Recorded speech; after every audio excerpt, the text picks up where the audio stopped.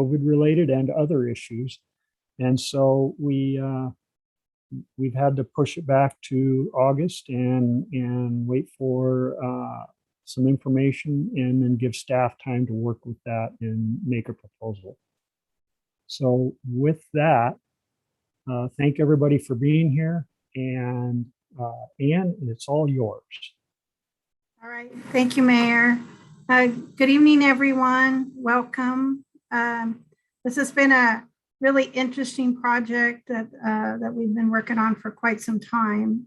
We didn't want to rush it. We wanted to be able to provide you as much information as possible in order to make some really important decisions. Can everybody hear me okay? That's my first question. Okay. I wanted to also welcome Howard Schuessler and Gary Darnell, both representatives of LCOG. Howard is the Governmental Services Director and was engaged in this project as well.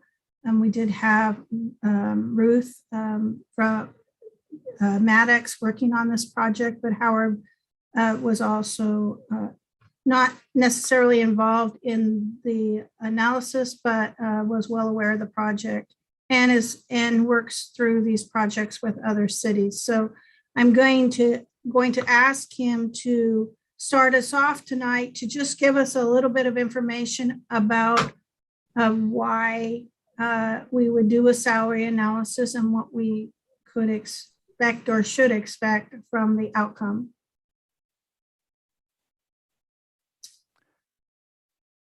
You want me to start? Yeah, I'm sorry. Take it away, Howard. Okay. So Mayor, council members, thank you for allowing me to kind of summarize the salary study for you. So the first thing is, why do you do a study? There are two types of studies that you could do: a salary or a market study and a classification review.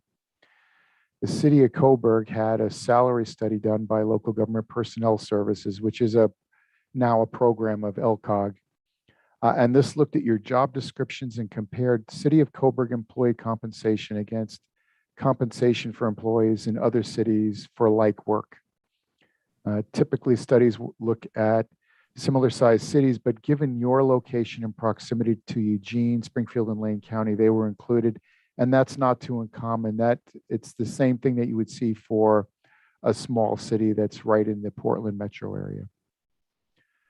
Our understanding is that the city was looking for information to determine where your full salary schedule is overall in comparison with other public agencies. And then the city will, you will identify options for addressing any discrepancies. You would do this for recruitment and retention purposes of your talented employees. And we are currently in an employee market. The employees have choices about where to work. In general, a couple of things. Senior management positions appear to be more than 20% below market. Most your administration positions, less than 15% out of market. Police, between 17 and 25% below market. That does not necessarily include all certification pays. Public works at the operator level is as much as 21% below market. Planning is more than 25% below market. And a couple of specific things that I would like to point out. For police positions, there is always the risk that if your department were unionized, compensation is taken out of your hands as a council and it goes into the hands of an arbitrator.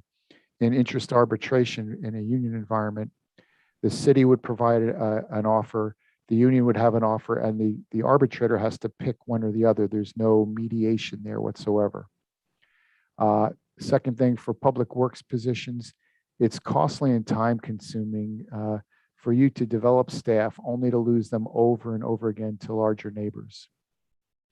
An important point is that it's highly discouraged should an organization choose to change compensation, to cherry pick positions to change while leaving other positions alone. The Oregon Equal Pay Act says that compensation disparities for work of comparable character is unlawful. All differences in compensation levels for work of a comparable nature must be due to one or more what they call bona fide factors related to the position. And that's things like education, training, experience. And I believe this city administrator may have some options for you to consider, and I'm happy to answer any questions you may have about the salary study. I do work with Ruth as she's doing these, and I review it before it went to you. So, thank you. Thank you, Howard. Sammy, can you put up the PowerPoint, please? So tonight I'm going to present, hopefully quickly, a PowerPoint and walk you through the process that we went through, and then some things that we considered. And then in the end, we will talk about finance and how this would affect our finances for the city. So we can go ahead and go to slide 2, full slide. So the work completed on this project, in winter of 2021, the City Council adopted this project into the goals and priorities for fiscal year 22. So we actually aren't necessarily behind, but we probably would have been a little bit further earlier, maybe looking at it to affect 22. We didn't get there. Those goals were to complete a salary analysis and to review employee benefit package. We entered into contracts for the analysis in February. We've met with the staff leadership team a couple times. The first meeting was to talk about identifying comparisons for the city. And so we discussed which cities would be good comparisons. We tried to include cities that had police departments so that there could be some comparatives, and public works. We designed an employee survey as a leadership team, and we put it out to the employees of the city. Then we reviewed initial survey results and made of the salary survey and made recommendations back regarding things that we saw that might need to be changed. And then one of the issues that we had early on was that cities just weren't responding, that Ruth had to work very, very hard to just get cities to respond to her. And so that took a little bit more time than we planned. But in the end, we did get results back from most cities. So the staff's recommendation was hang in there and go back and ask them again. And so that's what we did. We did review the employee survey results as a leadership team. And we looked at the employee benefits and as a leadership team made a recommendation for what we thought needed to happen around employee benefits. We reviewed the suggested changes to the salary scale. I was able to meet with most all directors and sit down and go over how it would affect their department and kind of what we were starting with as a recommendation, or I can't even say recommendation, but possibly a starting point for discussion. And then we did an analysis on changes to the existing 5-year budget and how would that change. And then we looked at utility rates. How would it change utility rates? So this has really been a very large project. I would say in a lot of ways it was similar to getting the budget ready once we get our budget figures from our departments. So we can go forward, Sammy. For the employee survey, you all received a packet material that showed some graphs on the employee survey, but I just wanted to list some of the top is that employees really want to work for government overall. They do enjoy the flexibility that the city has to offer, and as well as the time off. Those are both very important to them. Medical benefits are important as are PERS, which is PERS is highly valued by the employees. Compensation is important, but it might not always be the most important. And staff, most staff want to retire in Coburg, and they want the opportunity for growth and advancement. So they want to see that salary schedule that they can look at it and see their future in Coburg and how will they grow as an employee in Coburg. Go to the next step. So when we were looking for comparative selections, we looked at larger entities that we might lose employees to. So the larger cities in the region and the county.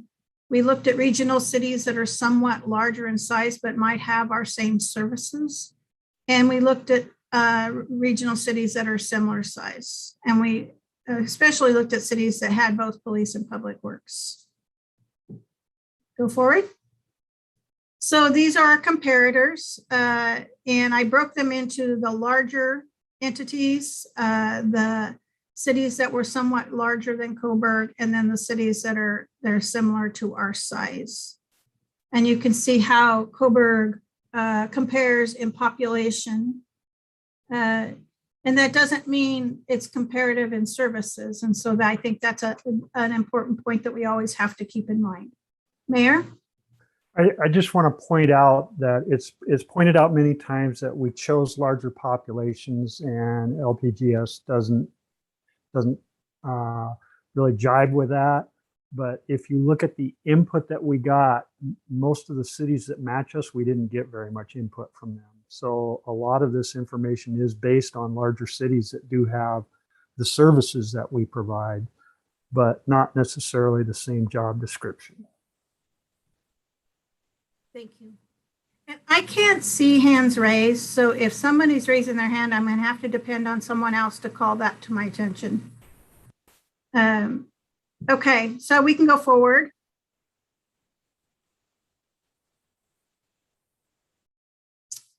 So the comparator categories where we definitely compared salaries. We looked at position titles and job descriptions, benefits, PERS, leave, and other pays. So there were some other pays, but the one that would really be important to Coburg to look at was certificate pay.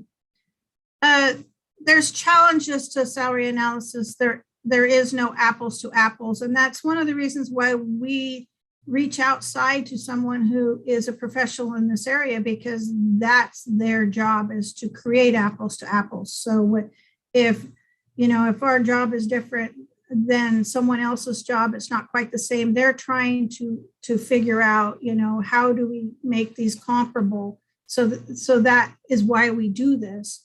No two jobs are alike in any city. Every entity has a different structure. Staff sizes vary. Organizational philosophy on salary and benefits vary, and sizes of city do not always reflect the responsibility and expertise requirement. So I was talking with, just to give you an example of what that means, is I was talking to Howard today, and I was saying, really honestly, in Coburg, our public works have to be trained from at the very lowest level to respond to an emergency in Coburg when they're on call. And as soon as they are hired, they are starting to be trained to manage that on call and respond. And so they have to know a lot about our systems and be able to act and recognize a problem when they see it. And that might not be the case in other cities. We also have a very complicated sewer system that is different than other cities. And it is a lot of responsibility and a lot of training to take care of that sewer system. So that's the no apples to apples, or possibly, that size of city doesn't always reflect on the responsibility or the expertise. Budgets differ, and honestly, we have a way different budget than Lane County or the city of Eugene. That's just our reality. And community values vary. So those are just challenges when we're trying to look at and compare ourselves to other entities. We can go forward. So the notes and recommendations of the preparer is obviously that we chose comparators that were substantially larger than Coburg. And we've already discussed that. Services provided, staff size and budgets are dissimilar. Job duties are not easily compared. Therefore, it's hard to compare salaries. The current salary schedule is well structured and it should be maintained in this structure. The written compensation policies do work with the salary schedule, and classification series need to reflect a consistent level of qualifications required to hold a position. And so this is one of my recommendations, as if we move forward to change up our schedule, that we really work hard to identify how one employee makes it from one step to another. So if you're a Public Works 1 and you're being promoted to 2, what did you do to get to 2 or to 3 or to the next step after that? Are there requirements and qualifications that you must earn to get there? And we need to spell those out clearly in our job description so employees have a clear path of a very good career in Coburg, and they can see themselves in that path. Administration positions appear to be more closely paced with the market, and supervisory positions and Public Works positions appear to be far behind the market. Move forward. So I did this little graph on my own just to give you a one shot of if we took every one of those pages in that salary analysis and we looked at each position and what was the difference in averages. And I used the average salary because I just had to pick one that I could look and put a percentage to. But I looked at it department wide because we're not looking to pick out any one salary and say that one's the one we need to fix. We're trying to look at how do we address a schedule as a whole. And so I took it looking at departments and then making a recommendation that a starting point for this discussion, if we were to take our scale and grow it, what would be our starting point?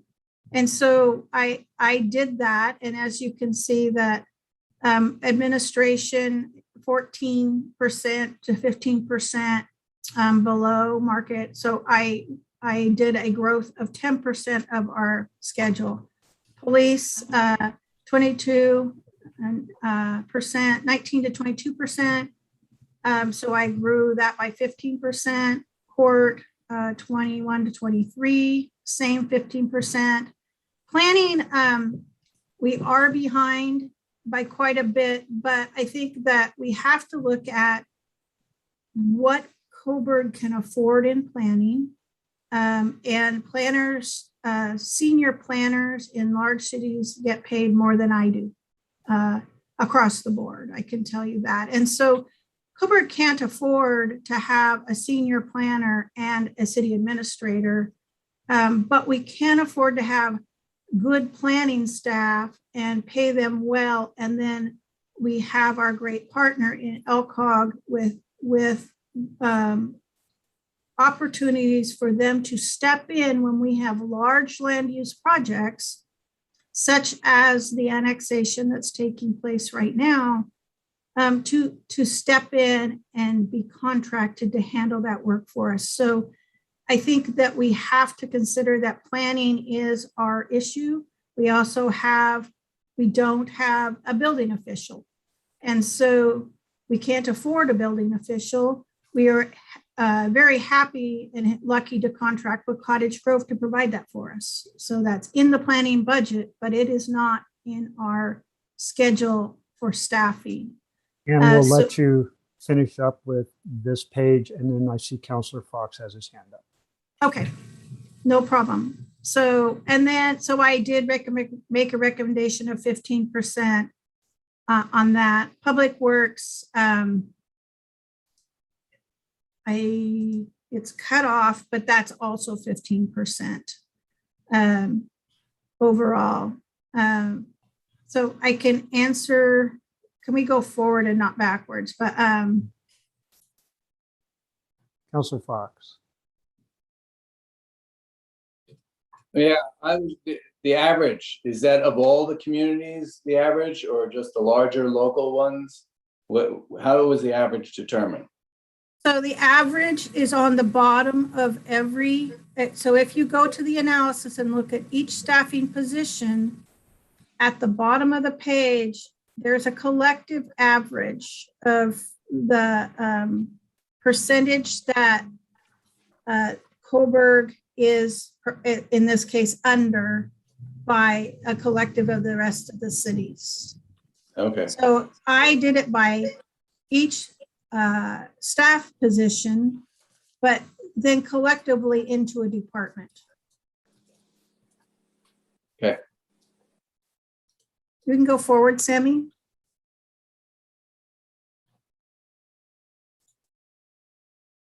So this is really hard to see, but basically what this shows is how do we compare to the other cities in our what we provide for medical insurance. And in this way, Coburg wasn't that far off. We do a pretty good job of providing a package at Coburg. And there were a few things that, you know, the bigger cities sometimes can offer a little bit more.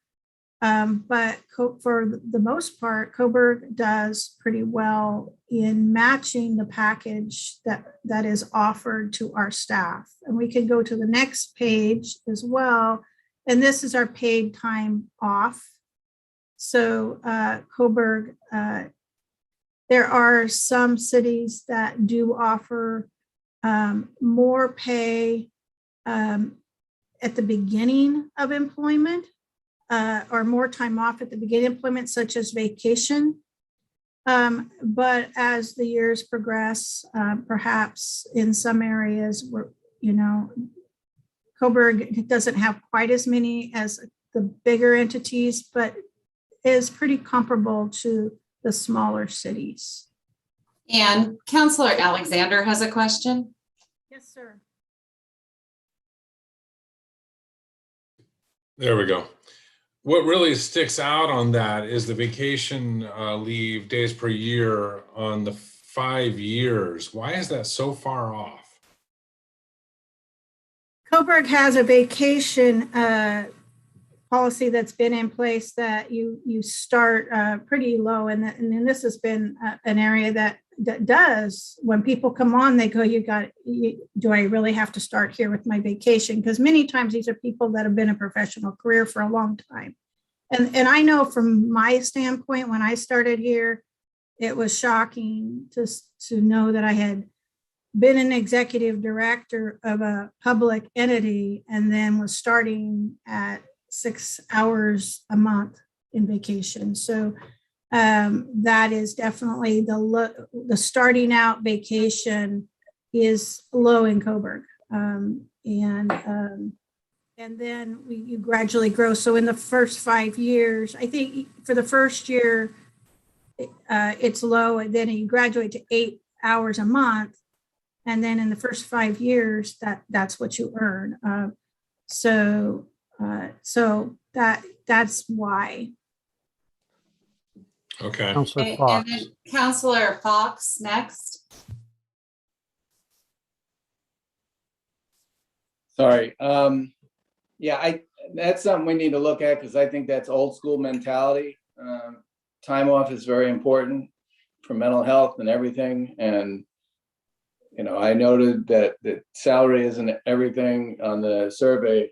I believe, you know, that's something we need to look at because that is definitely old school mentalities. You know, 5 years later, you finally get rewarded. That will chase people away. And so my 2 cents.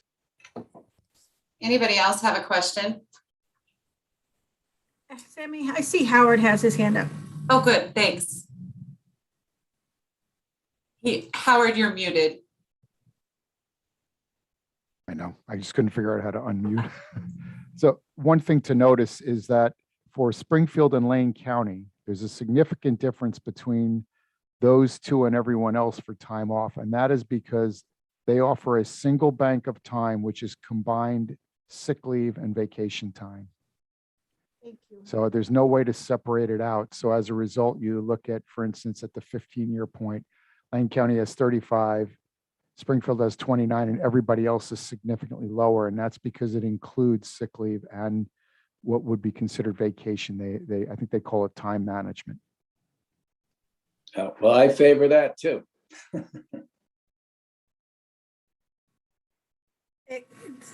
One thing is to consider, the reason that people used to stock up their sick pay, especially in PERS, is because you could report it and count it at retirement.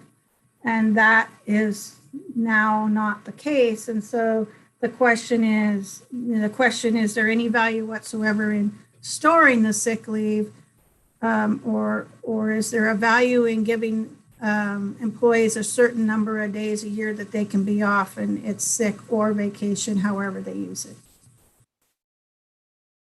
We can go to the next slide. And I know that many of the counselors agree about the benefits and time off, and the employees in their survey obviously show that that's a preference to have that time off. And banking it is something that tier 1 employees that final average salary would affect. I just want to be careful that we don't get into having to keep records for multiple tiers of employees if we do look at this. But it's certainly something as far as the time management, I think, with newer employees, just to have a bank and time management on their own with something like what Springfield or Lane County are doing. Okay. Yeah, I agree that it could get really complicated. Councilor Lehman has a question. Just an observation. I've seen school districts and maybe some other entities where if sick leave wasn't used after a certain period of time, especially now that it's not calculated into PERS, that there was a payout or a compensation for not utilizing your sick leave. And the advantage of that would be you still get your employee working as opposed to hiring a substitute or going without an employee, but yet the employee receives some compensation for that benefit that was unused. Did you run across that in any of your conversations? I believe that Cottage Grove, and I don't know if it shows it here, but I believe that Cottage Grove gets they get a bonus vacation day a year if they use 3 days or less sick. So there are cities out there that do either bonus for not using sick or for banked sick. The danger for that for a small city is that if people are coming to work sick so that they can earn their bonus day off, and that's always a danger for us with such a small staff, but certainly something that should be considered maybe over a certain threshold of saved sick leave. Any questions before I go to the next slide?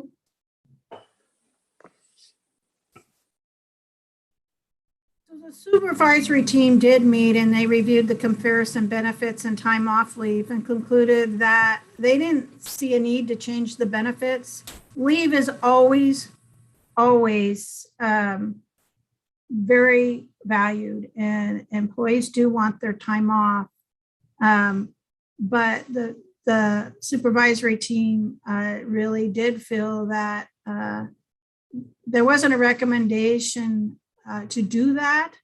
There was more recommendation to look at compensation. So, but there's many different ways we can look at it. You can do things in many different ways. And so that doesn't mean we don't want to look at time off and maybe jump out of the old school, as Councillor Fox says, and look at other opportunities for managing our time off.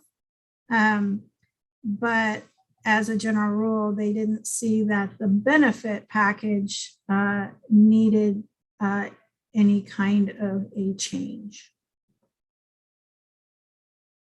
And we can go to the next. So the other piece that was a comparison is certificate pay. So we do offer certificate pay in Coburg for the police and public works, and we offer one in court, one certificate. So certificates are up to 9%. They are for the police department. There's 3 offered, up to 3% each for a total of 9%. The Public Works has chosen to do it a little differently. They offer 6 certificates for 1.5%, up to 9%. So this is straight out of our policy book in Coburg. And we can go to the next slide and I can show you how that compares to other cities. Nancy, Bell, you have a question? Yes, ma'am. Yes, is that percentage on an hourly basis or how is that calculated? It's a percentage of their gross salary at the end of the month. Okay, so on an hourly basis. So if they're hourly, yes, but it's actually a percentage of their gross salary at the end of the month. So we figure out what their salary is and they get then on top of that, a percentage of certificate pay. Okay. Can you give a So- for instance on that? Do you have a calculation that say, okay, if somebody made base pay was $20,000 a month, I'm way over here, but I'm rounding up. Then it would be 3% of that on top. So we'd Right. be whatever that is. If it was $2,500, they'd have $75 more pay for a Okay. 3% certificate. Okay, thank you. So next slide, Sammy, please. So this is the comparison for certificate pay. It varies by city. There's cities that pay quite different than we do. Overall, Coburg does a really good job of compensating our employees for their certificates. I think that Eugene and Springfield are 1% higher in what they allow. But for the most part, we are comparable in the other cities for how our employees are compensated for that. I want to make it really clear that these are not built into the salary schedule. These are on top of the salary. They are budgeted if you remember right, at budget time, we had a question that said, I'm looking at the salary and it doesn't match the schedule or whatever. And it's because we have on-call, we have certificate pay, and so we budget the entire salary, and that's what goes into the budget. Next slide, please. So on-call pay is offered to employees in police and public works. This is our policy for on-call pay. So basically, they have to be ready to respond. And when they accept on-call pay, they have to be available by phone or page. So they can go to the grocery store, but they may have to walk out and leave their groceries in the cart. And I know that's happened pretty much. I know that the police have their uniforms ready to jump into and take off. They cannot go away with their family for the weekend. They can't, they have to think about whether they're going to attend parties or anything because they're on call. They have to be able to respond in 20 minutes. So when they're on call for a weekend or whatever, they are paid 1 hour of their standard rate of pay for every 8 hours on call.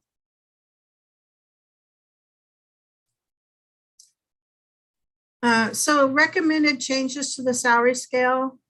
Our salary scale, the positions were all over the place. You might have the police chief up on top, and then there would be a police officer, and then a different position in police, and the same for public works.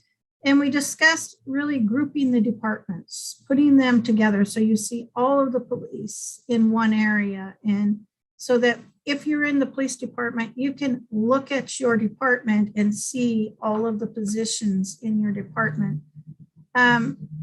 Provide upward growth in every opportunity in every department, whether that's in the scale for one employee or promotion opportunities in the department.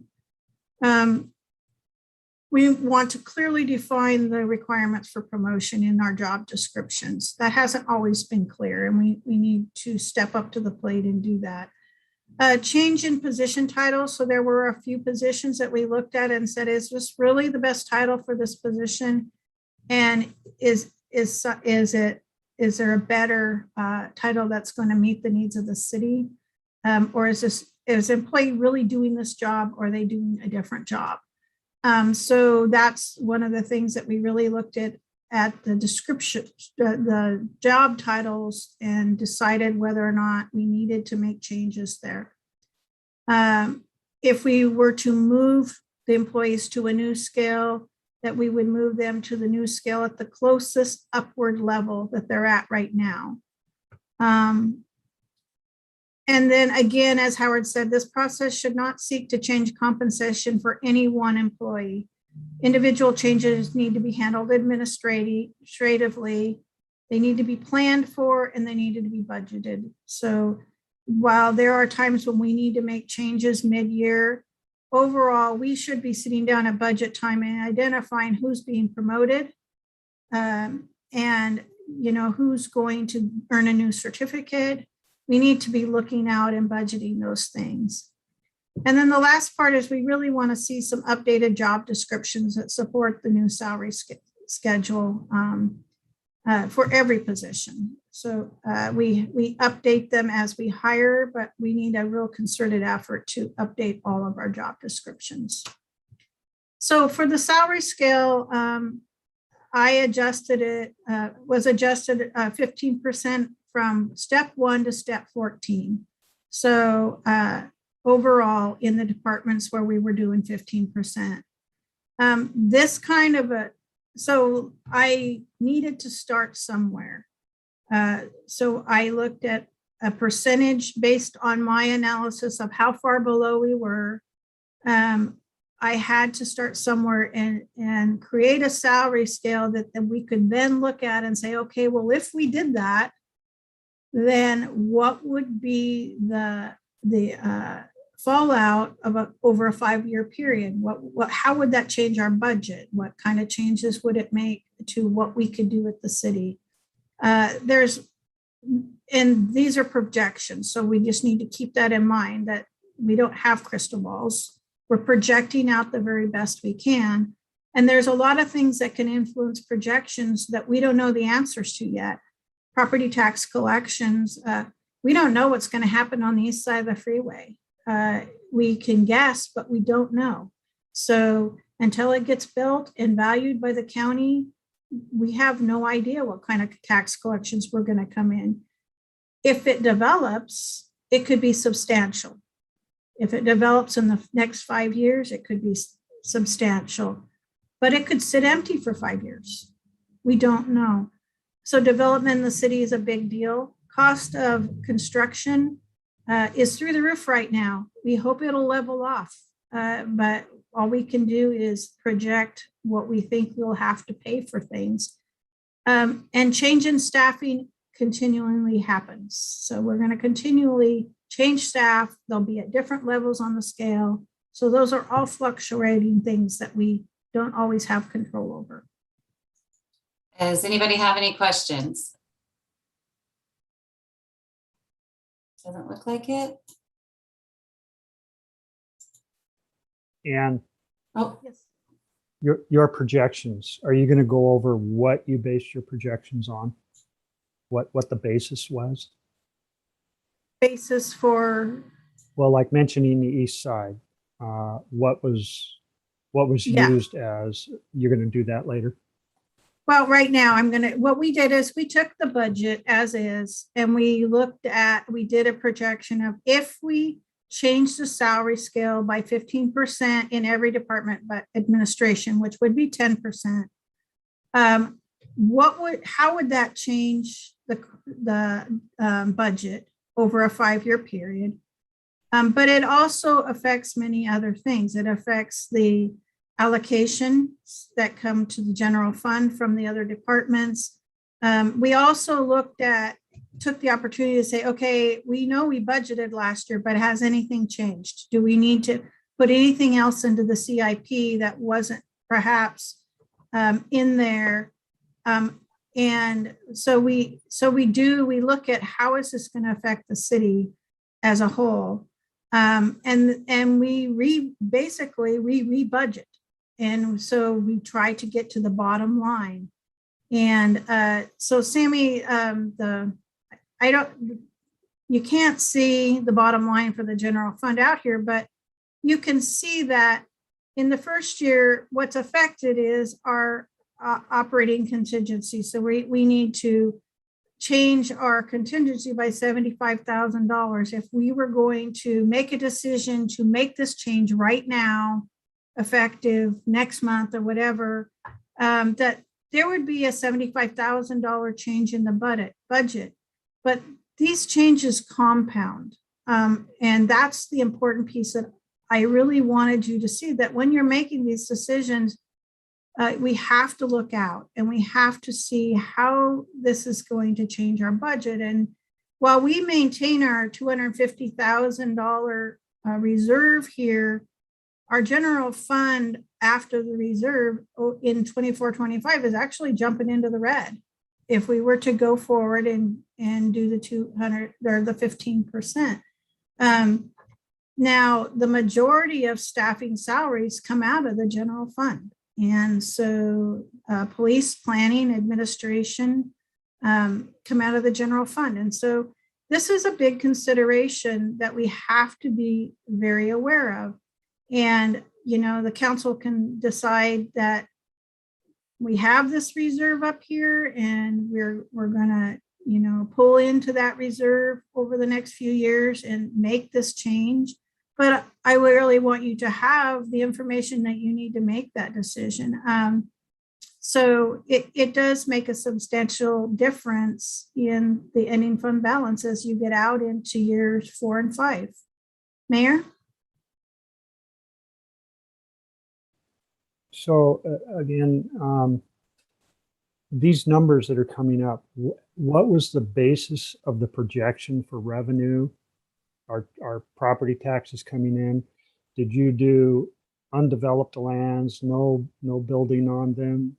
Was there a 3%, 6%? I think you said something about a 7% increase. What was the basis for our revenue projection to create these numbers? Well, those are the same basis we use at budget time. So we didn't change our revenue projections because we're in this budget. And so we went through all those projections at budget time. We looked at development. We looked at developable lots, but more of what do we know? We don't guess on empty lots. That we don't get into that kind of projection, but we do. You know, if we have a landowner who we think is going to build, we'll go talk to them and say, hey, what year do you think you're going to build? And a lot of times they're very honest. And so we project in how much SDCs are we going to collect from this development? How is that going to affect property taxes when that development goes online? So those are the revenues. Those are the ways that we project out revenues. For development, which affects every department. But we did not make changes to projected revenues for this analysis because we just did this. We're early into the budget year. So all of these, the bottom line, what I'm showing you is the bottom line of making a few changes in the salaries of the employees, but it also trickles down to overhead costs and personal service costs in other departments. So that's what I So- wanted to know, is if we changed anything in the projections from before. So it's the same that we set up the original budget with, and you're just applying the changes that could occur with the salary change. And I see Counselor Fox has his.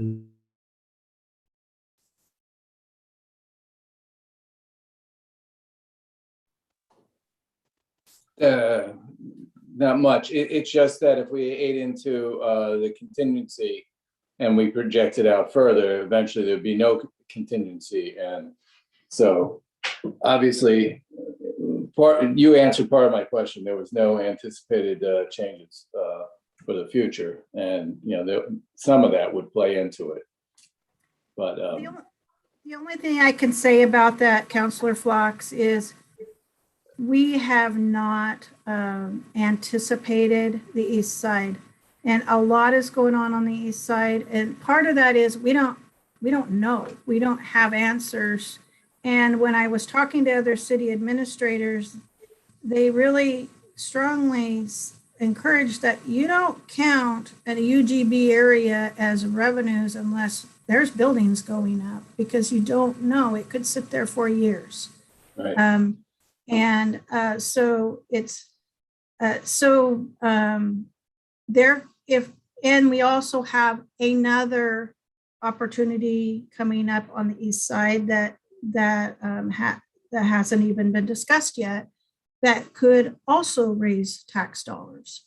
And so that's out there, and we can say we hope it happens. It's up to the council how confident they are in the growth of our developable lands, that it would increase our property taxes enough to alleviate the issue that we would find. And also that it grows in the direction that we want Coburg to go. Or else the Right. developer might walk away disappointed. It's true. So can we go to the next fund? So the street fund, in the utility funds, it's relatively, it does affect them, but it doesn't break them. They can support the changes in the public works salaries. And it doesn't put them below, it doesn't have them tapping into their contingency funds.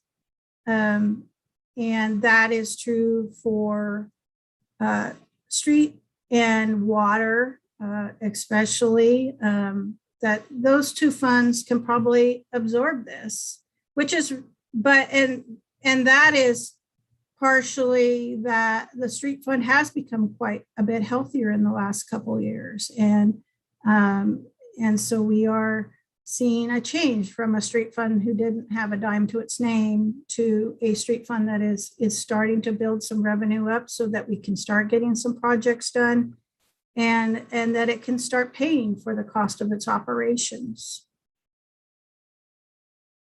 And we can go to water. Same for water. There is a change from, you can see, I don't know if you can see my pointer, but from 20, if you're looking at 23 and you look at the original budget, it's dropping, the fund balance is dropping, but it's not breaking the fund to support increased public works salaries. And we can go to sewer.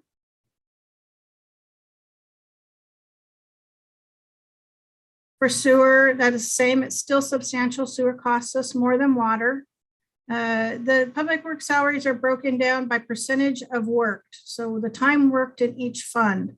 And Brian does a really good job of tracking that, of what percentage do they spend in the sewer department. It's substantial. So the cost of salaries to sewer is higher than water and streets. And then the general fund absorbs the park piece of the public works salaries. And so that's another cost in the general fund that park doesn't have a fund of its own. So the general fund absorbs the cost. And so water can absorb it. it is going down, but we're retaining our contingency up here, and it's a healthy contingency. And so not so much concern in sewer as far as being able to pay the salaries. But if we can go to the next slide, I wanted to talk a little bit about the utilities. So we paid quite a bit of money to build platforms so that we could run these kind of scenarios through them and to look out and say, well, is this going to cause us to raise our rates? So this is from the water rate schedule. So I went in and I plugged in higher personnel costs and materials and updated the materials and services. We had already updated the new debt schedules. And so basically what this says is this kind of change is not going to affect water rates. Probably. We will probably not have to raise water rates to cover this change in public works salaries. And the next slide.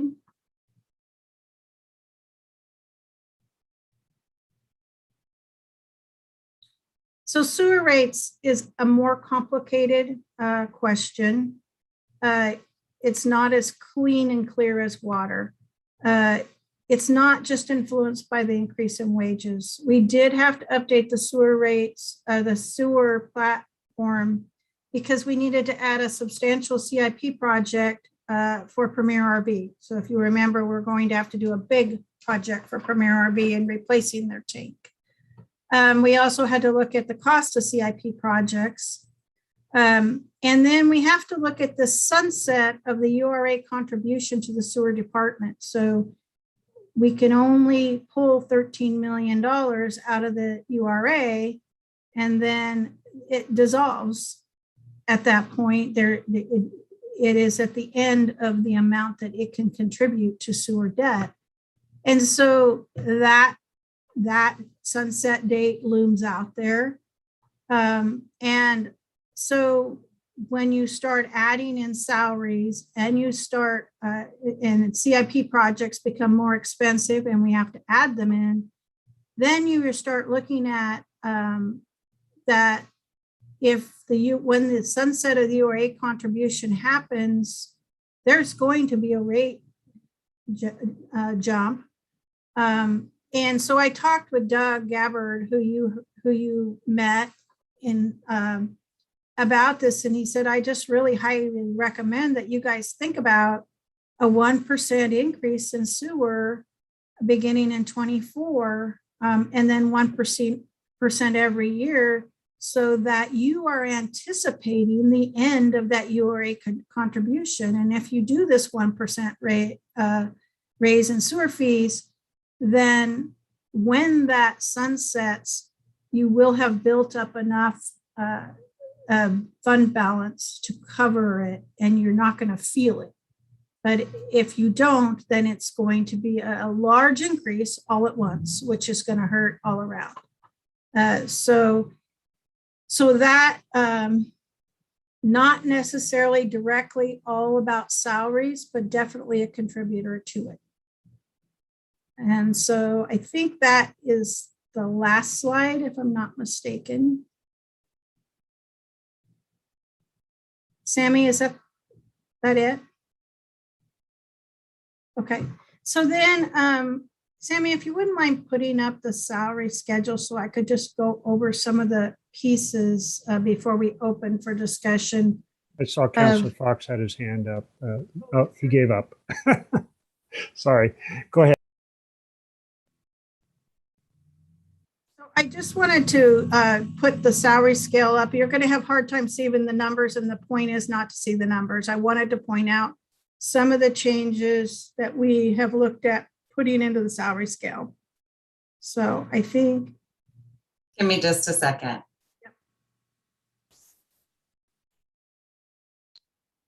Do we have that in our packets if it's going to be so hard to read on the slide? It is in your packet.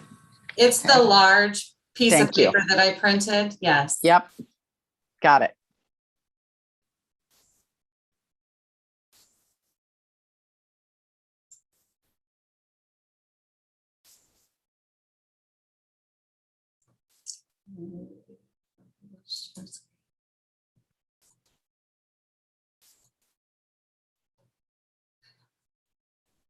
So just the pieces I want to point out is that we have moved everything into its own department. So you have your administration department, court, police, planning, and public works.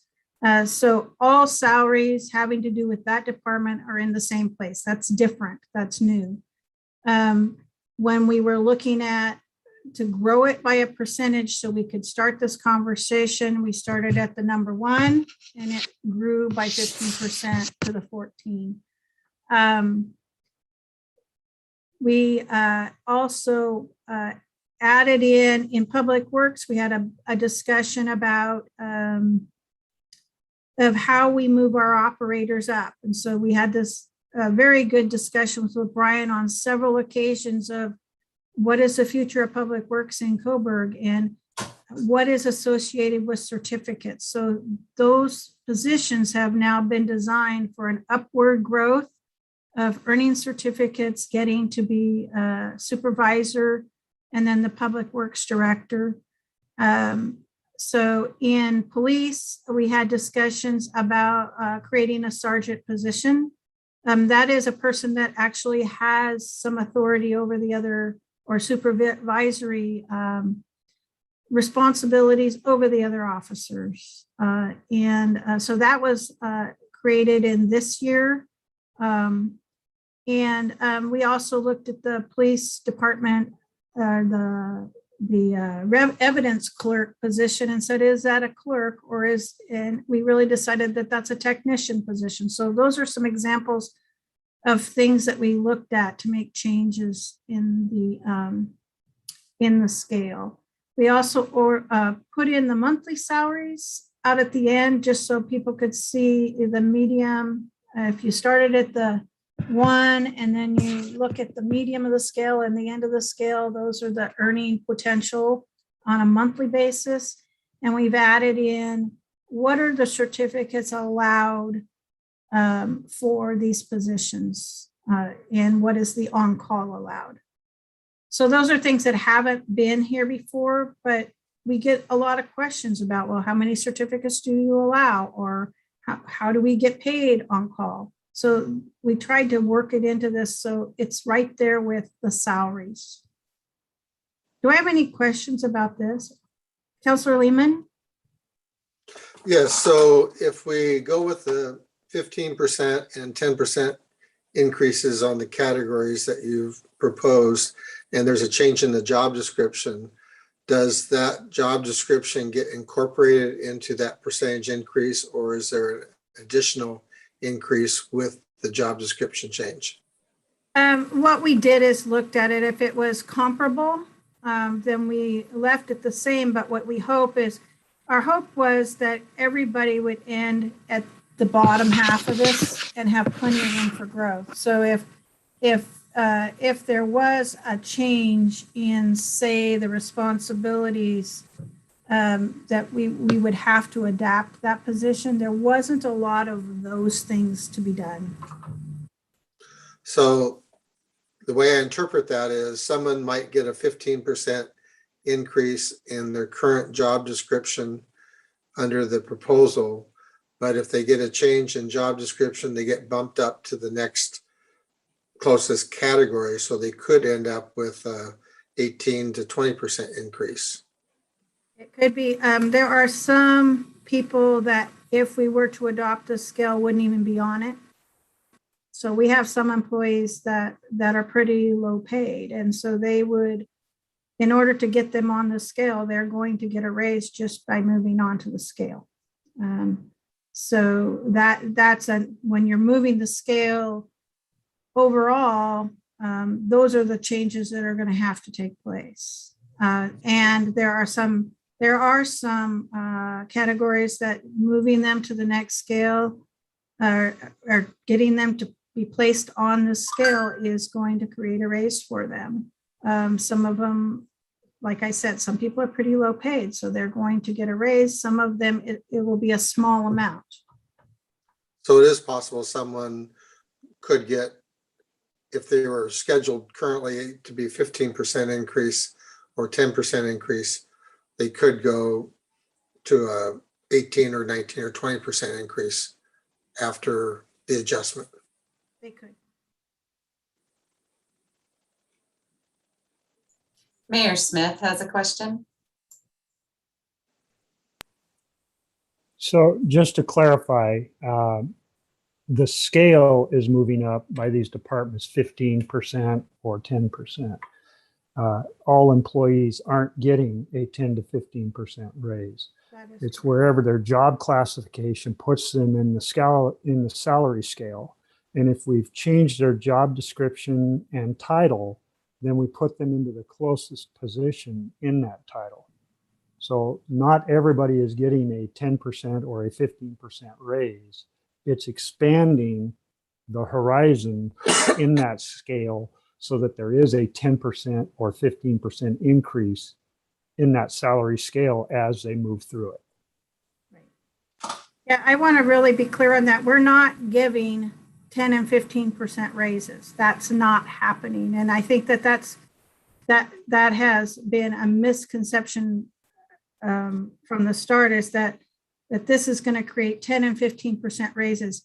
My answer was there are some employees who, if we adopt the scale, they're not even on the scale. There's going to obviously be an upward motion for those. It's a handful of people. But overall, we're changing the scale. We're not changing the salaries, if that makes sense. But there will be, so if we have to take an employee and get them onto the new scale, we're going to have to go as close as we can to get to where they are now, but we will go with an upward motion. So we're not going to go down, we'll go up. So let me rephrase that. Did I hear you say that this proposal would be approximately a $75,000 increase to the current budget? Yes. Or just, that would be the result of the change to the budget. Okay, and so what percent of an increase is that in the salary budgets of all the departments? You mean each individual department? No, I'm just saying, if you take all the salary budget that we're looking at here and it increases by $75,000, what would that percent increase be? Yeah, I would not be able to rattle that off, but I know that we have that data. We could have that for the next discussion. That would be helpful to kind of forecast what you perceive to be the bumps in the changes in job descriptions, and added that to the $75,000 increase in the salary schedule. Just what does that reflect in terms of percentages? I think it's important when we go to hear from the citizens that they don't also get the misrepresentation that employees are getting a 15% plus increase. When you look at the total salary budget and this proposal increases it by 75% or $75,000, it might only be a 7% or a 6% total overall increase. Yeah. I could actually just email that out to you tomorrow. That'll be an easy question to answer. I'm not prepared to rattle it off in this moment. I'm sorry, I should have had that. Okay.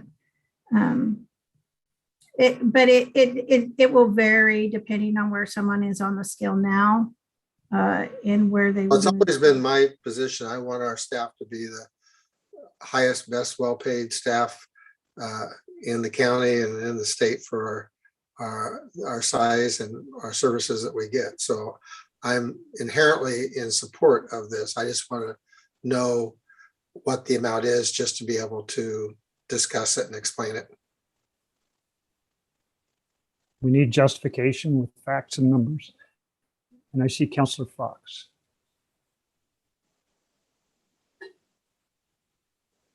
So also when you send out the percentages that Councilor Lehman had asked for, it'd be great to see the old scale compared to the new scale.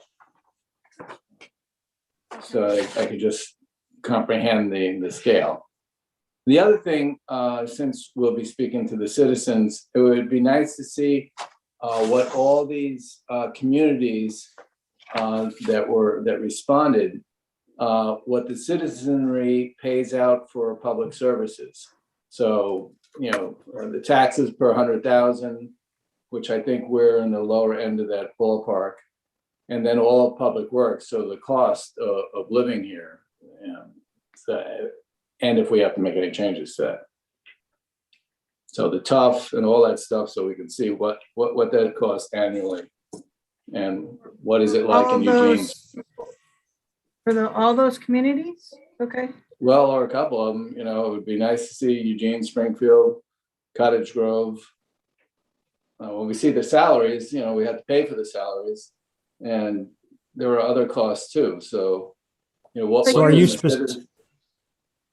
you specifically looking at a tax-based comparison?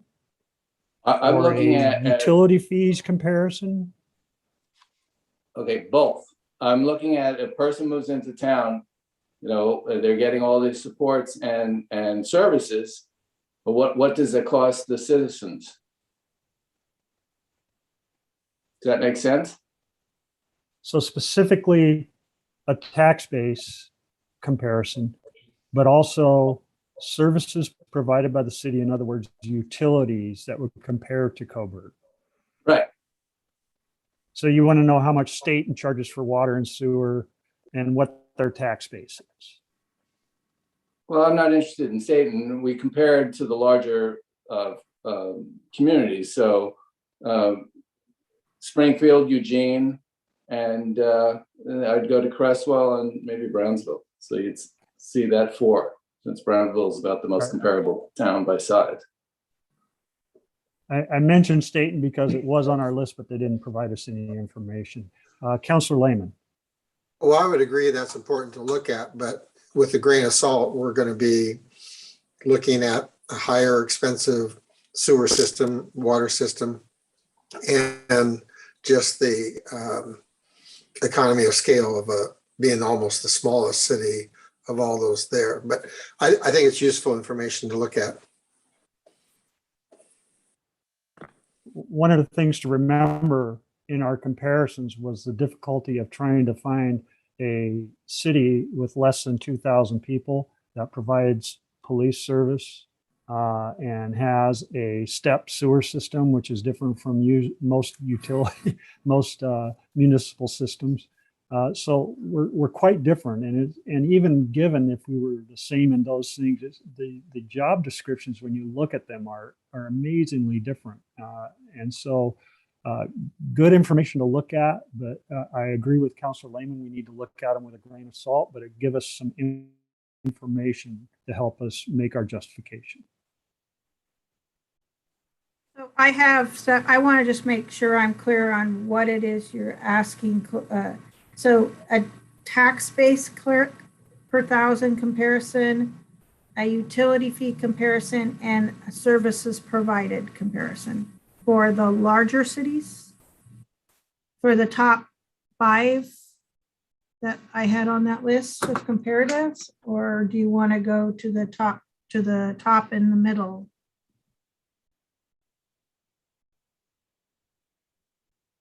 I had suggested Eugene, Springfield, Crestwell, and Brownsville. So it kind of gets the spectrum. Okay. And I see Councilor McConnell.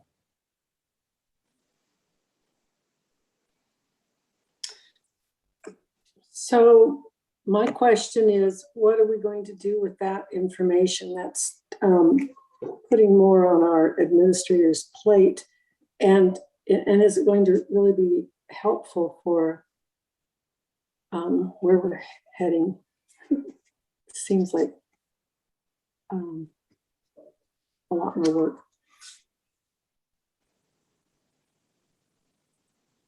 But it's just information, maybe in the big picture. If we have to raise rates, You're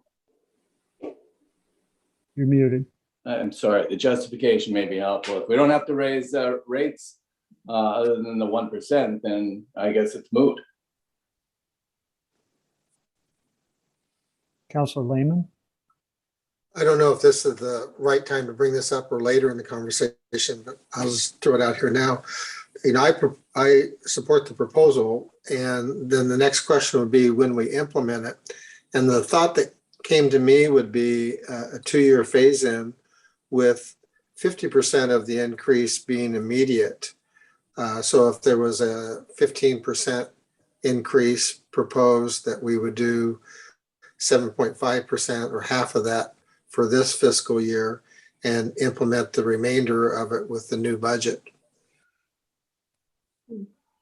I can understand that, but I think as far as administratively and the message, again, not everybody's getting that raise. It's a handful of people that would get a raise that would approach the 15% per department or 10%, and probably a couple that will go over that. But that, I believe, is justified by the comparators and the information that we have for the job that they do. And I don't think splitting it is a good message to send to our employees. I support the basic recommendation that's being put forward because I believe our employees do a great job with limited resources. That means they're doing the job. And this comparison shows that they're low on the pay scale. There's argument for the comparators that we're looking at Eugene, Springfield, and others, but that is the market that we're in. There's also argument, and I use this argument, and I think the employees need to be aware that we try and give them every opportunity to have flexibility to make this job life scale work for them, so that the livability part of it is important, so that they have their time off that works for them. They aren't as, the leave issues aren't as disciplined as they would be in larger organizations where they would be getting paid more money. So I think looking at the impact to the general fund, we're again being conservative on our projections for revenue. But even being conservative, if we get no further development, I think the numbers that show up are something that we can work with. And quite frankly, if those numbers become a reality, particularly in the general fund, it's staff that's going to have to look at that and fix that. They're going to have to decide what cars, what trucks they're not going to buy to keep this going. And with the conservative projections, I feel pretty comfortable with what the proposals are now. Councillor McConnell. So have we also done an analysis to see the need for an increase in any of these departments as far as personnel? You know, we do have, so I believe that Public Works has another employee in this scenario in 23 or 24 if the east side developed. So that's in there, but it's not for sure. It's based on development. There has been, you know, we always look at what will happen if if the whole build out scenario happens. But in the next 5-year period, which is what the analysis I did, I believe the Public Works is the only one that had an additional employee, possibly. And the police department doesn't have any increase, and your office doesn't have any increase. No, the staffing, at this time, we are a full staff. We'd actually have to add on to City Hall. I mean, we have staff in every office right now. You know, I can't say what, so it's hard to say when we add on 107 acres of industrial and we add on more homes, depending on what that is, how that's going to influence our administrative staff. You know, is it going to make us busier?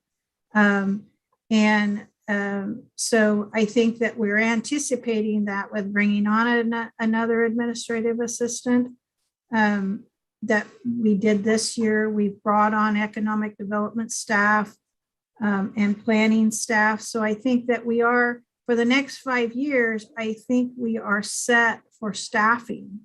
And that's because we have anticipated that we need to grow. Now, we have had reports from, our court administrator who has said, at some time in the future, if this town grows and we have an increase in that court activity, I might need to have an assistant. We've built a technical assistant into the the salary schedule, but we haven't hired that position. So that's what I'm saying is it's hard to answer that. What we've tried to do is look out 5 years. Okay, thank you.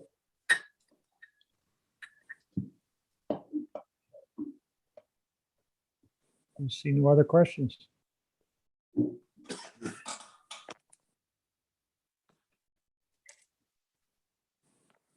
No more questions? Comments? So at this point, Anne, I know you're looking for direction.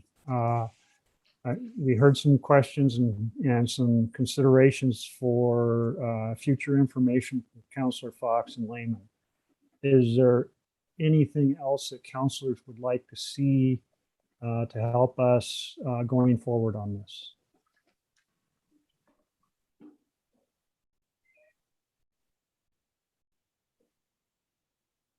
Councillor Fox and then Councillor Bell.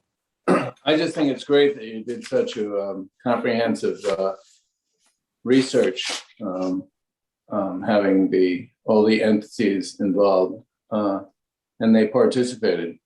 Is this shared with all those other communities, or do they have to pay for it? They usually have to pay for it, and it's up to us whether or not we share it. So, yeah. So, Locke is actually working on trying to get all of cities to upload their scales so that they're all available on that website. But so anyway. So you can ask, but maybe not receive. Well, that's always the case when we ask. I mean, some cities, and really honestly, in this year, I would have not judged cities for not participating because everybody's working over capacity and working in really difficult situations. So it could be that they just didn't have a staff member to assign to respond. And so, but we were lucky in that Ruth stayed with it, and she really did send out 2 and 3 response requests and was communicating with these cities to get their responses. And so I'm really appreciative of the hard work she did. Well, I've been through, I believe, 3 of these now, and they're always surprising what you see. I think it gives us good information to bring our city up to a standard that's acceptable. It's good to see the difference that I see is the input that we got from the employees and what they felt was valuable and important in their job. And I think that helps us. So I saw some hands. Did somebody have a, Councillor Bell? Yes. Oh, That's okay. I have a couple of questions. Number one, at step 14, are staff redlined then? Is there any, we may not have anybody at step 14, but is there a red line so that there is no opportunity for growth after step 14, or they just stay there? I worry about supervisors and compression. If I'm reading this correctly, our city administrator will end up being paid less than our police chief at step 14. I don't know that that will ever happen, but I come from a background where a supervisor should never be paid less than the people they're supervising. And then I'd like to know who is actually going to be getting a raise. So when we come back, I know you've said, well, not everybody, but I don't quite understand who will be. So I'll mute now. So finding out who will be is a no-no. It's a personnel issue. That's Ann's job, not ours.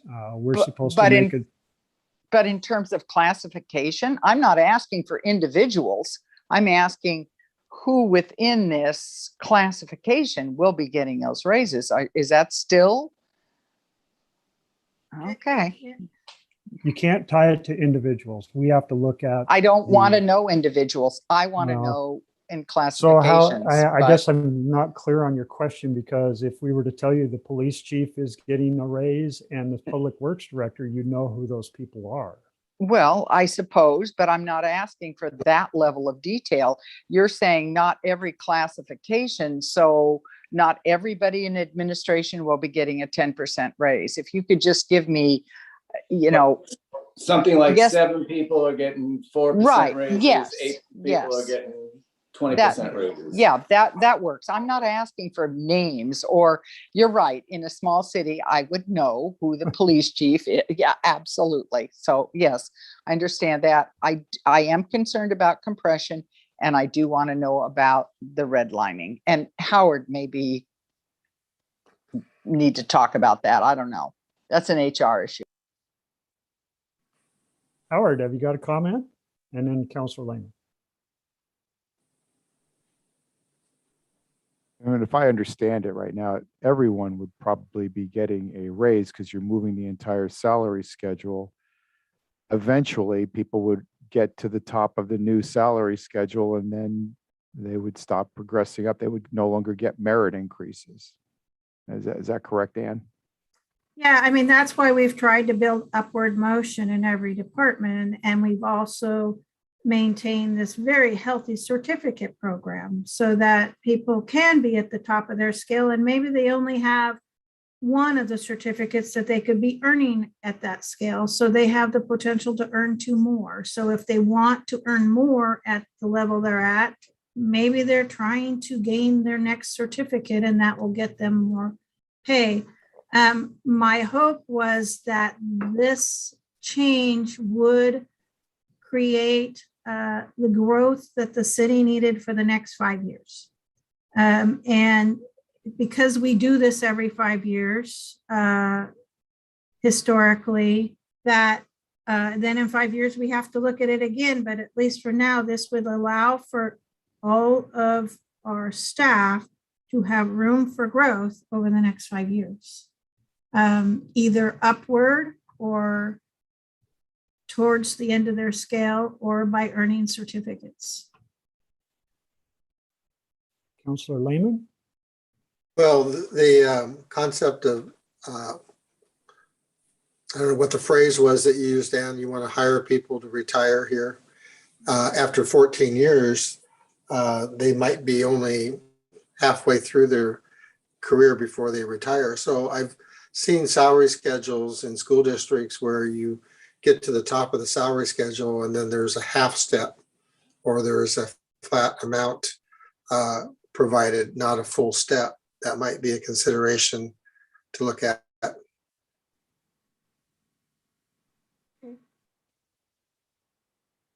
Other questions or comments? Brian? I just want to add a couple things about the step 1 through 14. If you adjust the salary scale 1 through 14, like Ann was saying, most everybody is going to end up somewhere between the beginning and middle of that scale. So it will take longer than 5 years to get to step 14.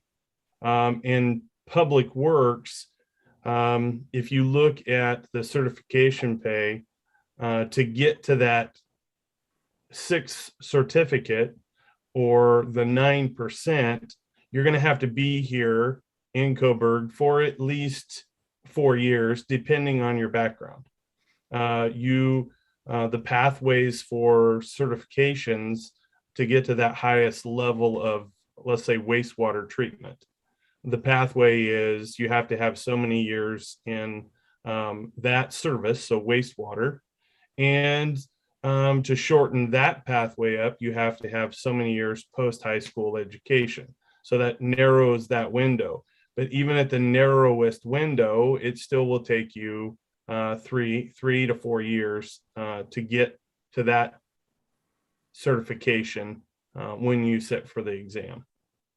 Does that make sense?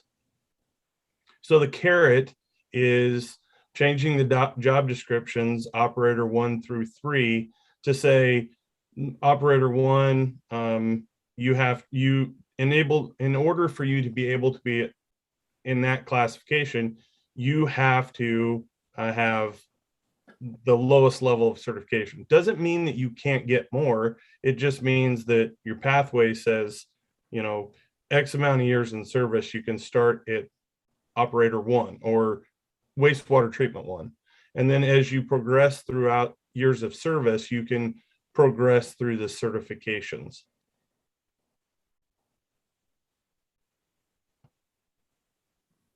Thank you, Brian. Other questions, statements? So I Counselor have a Bell. question. Sorry. One last question, and then I really will be quiet. Do we have anybody at the final step at this point in time? Okay, thank you. But most people, as Brian said, would sort of fall, or you said, fall somewhere in that mid-range. I would say that we are kind of half and half with those that are at the first half of the scale and those that are on the last half of the scale.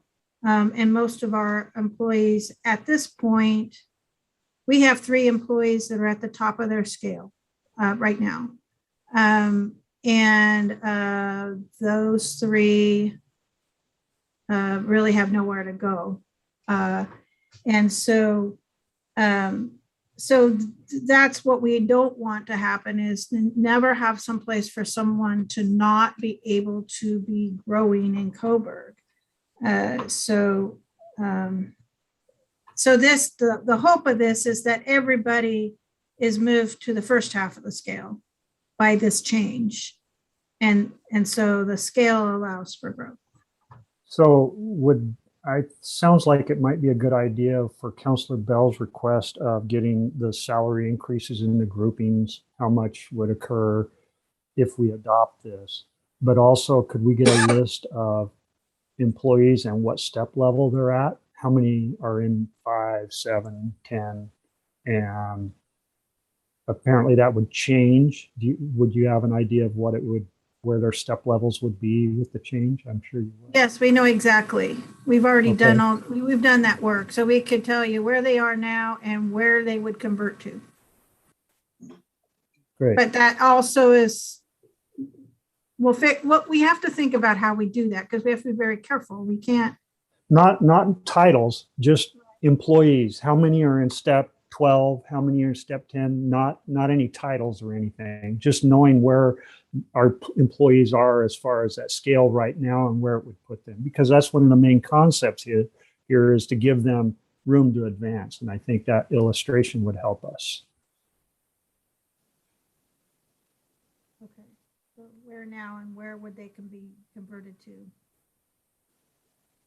And it's just total employees in the steps, not by titles or anything. Okay.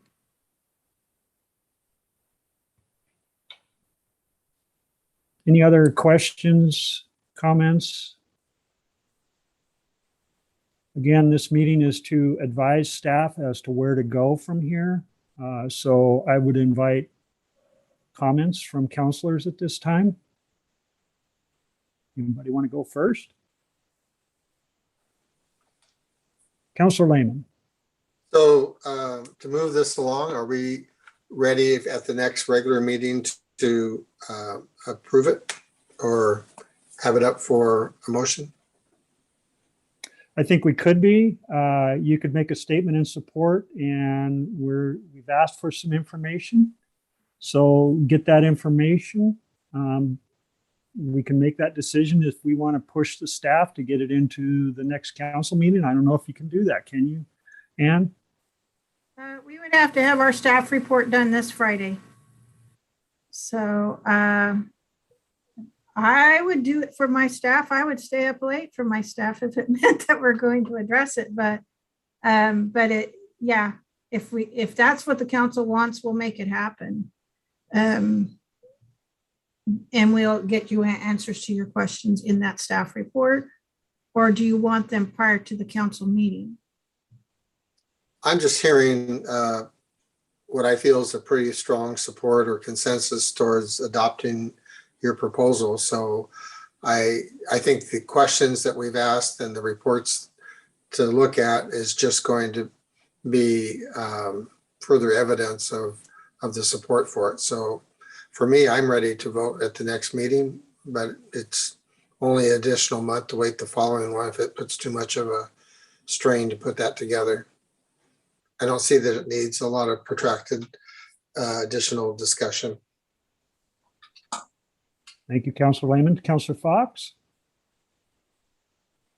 I believe Ann had put 3 suggestions in: immediate, January 1st, or do we wait till the next budget year? And I think that's a good question. And if there's no impact to the budget, do we move forward immediately? Or is it easier to start January 1st? Those are questions for Ann to answer. So I'll stop Councilor comment and let Ann address that. Ann? So, you know what, once it was adopted, we'd most likely go to the pay period immediately following the adoption. So we would make the adjustments, or as soon as finance can do it, because that could be the next day. So I would say as soon as possible. Waiting to January 1st just gives a little bit more time to get ready. I don't know that there's any reason to choose that. Other than that, waiting for the next budget cycle, it just pushes the cost out to the new budget cycle. It doesn't, the work is done. It's completed by the staff. So it's really implementing, which is the work's done. So it could be presented at the next council meeting for either the following pay period or the 1st of October, or the first pay period of October, something like that. yes, sir. And the contingency element was already drawn into your budget projection. Is that right? The 78,000? Yeah, so we would need to we wouldn't need to do supplemental budget. We would have to do budgetary transfer which would be a finance thing that they would prepare by the end of the year.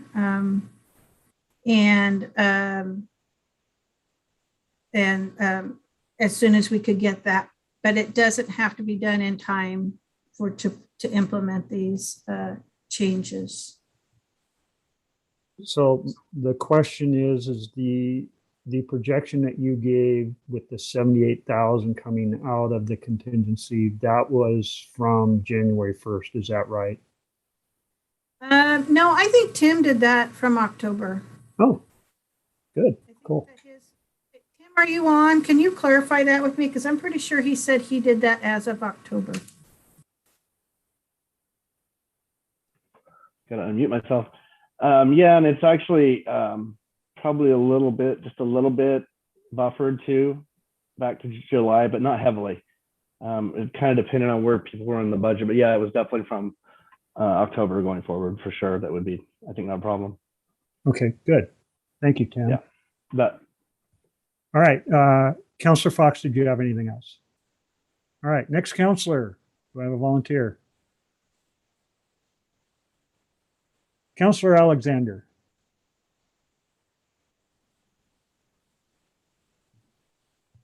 That's very obvious you were going to ask for me.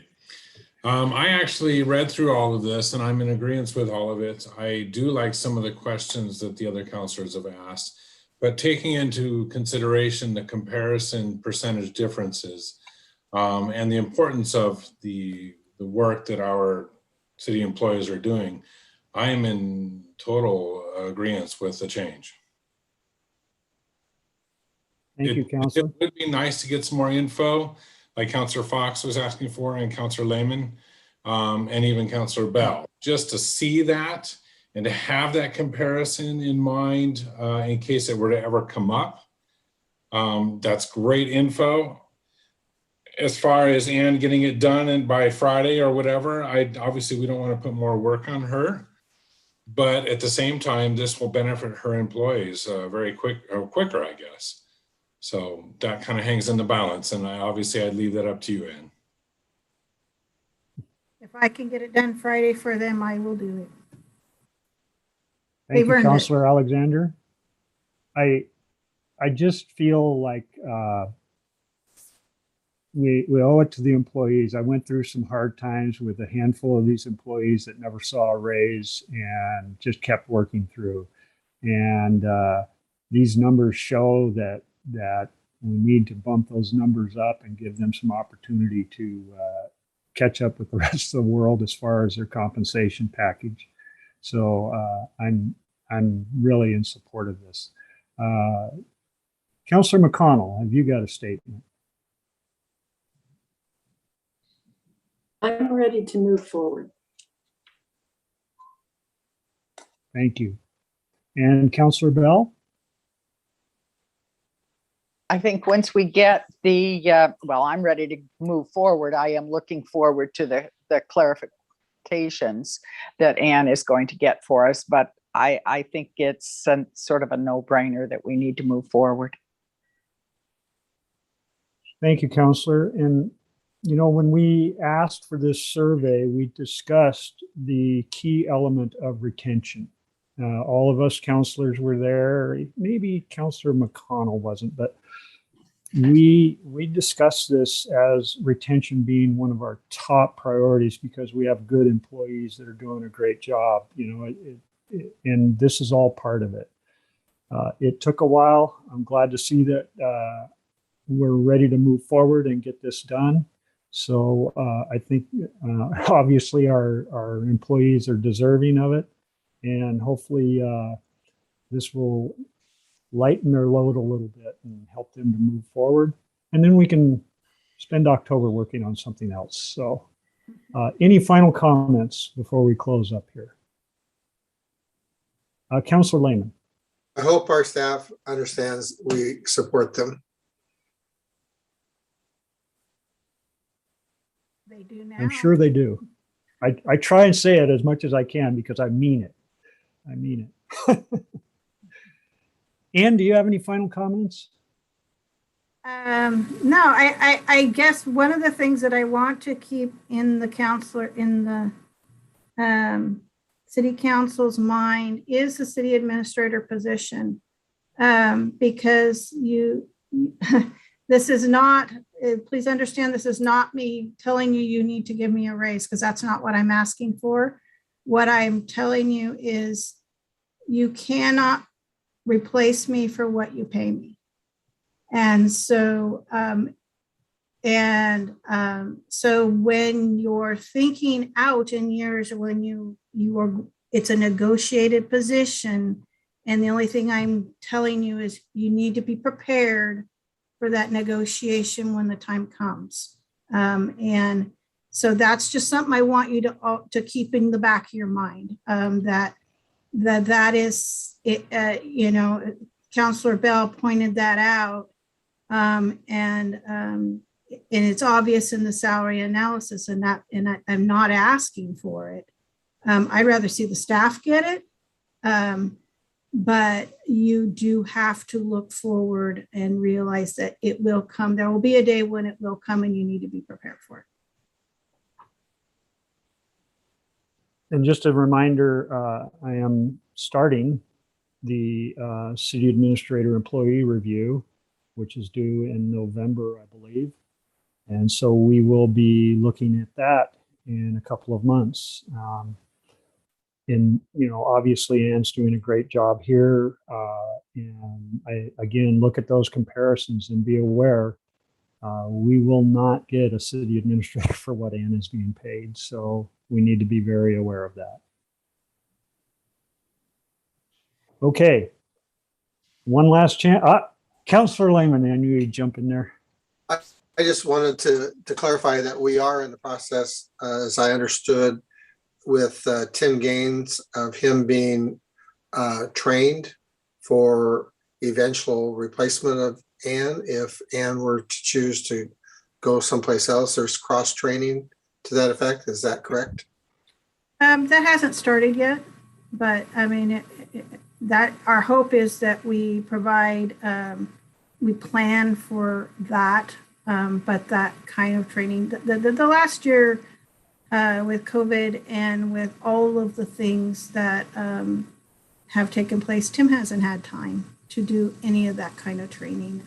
It has been a monumental year for this entire staff, and his hands are full. All of our hands are full, so we haven't been able to move to that point. So that's something that's out there, and that we'll have to keep working on it. So.